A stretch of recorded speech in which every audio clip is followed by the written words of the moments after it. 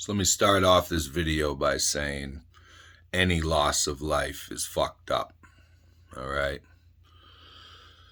But the news today, this morning, is that an American contractor was killed in an attack from an Iranian drone, and another contractor and five military members were injured by the drone as well in the attack on one of our military bases in Syria.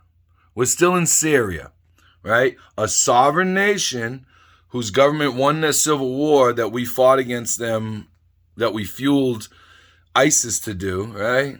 And then we pretended to fight ISIS over there while we were trying to depose Assad, right? And we lost, but we're still holding their oil fields and their wheat fields, right? And so there's an attack on our military base in another country, in a sovereign nation that doesn't agree to us having a military base there, right?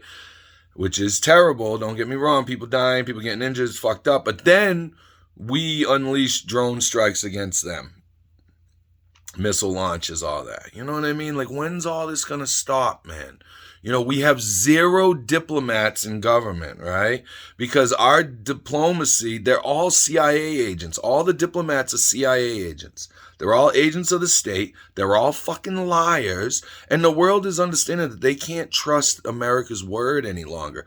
We used to be the shining beacon on the hill, you know? There used to be the city on the hill that was, you know, better than, you know, other established governments, because we had, you know, the Bill of Rights, and we treated people kindly, and we weren't invading other nations, you know, without warrant, you know, even though since it's before I was born. But anyway, you know, we've been living on this World War II BS. Like, we liberated the world in World War II.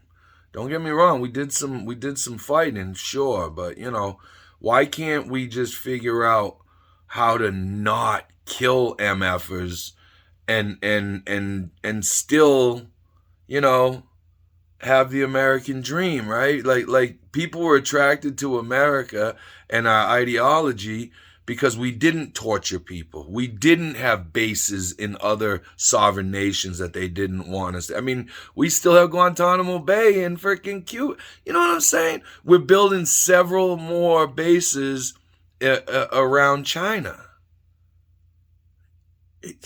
When does it end? When does it end? You know what I mean? And voting for a Republican or a Democrat isn't going to end it. We need a bottom-up solution, you know? Yeah. So, you know, that sucks about the loss of life and the injuries of our servicemen and our contractors, which are what? They're independent servicemen, right? They're soldiers of fortune servicemen, right? I mean, and that's terrible, but then we're still in fucking Syria. You know, how many bases do we have around China? How many bases do we have around Iran, right? And so, of course, you know, oh, Iran's selling weapons to Russia. They got hit with an Iranian drone. I mean, they're still drumming that, you know, hitting that freaking war drum. You know what I mean? And the whole thing is like, people are like, well, the Republicans are anti-war now. No, they're not. No, they're fucking not.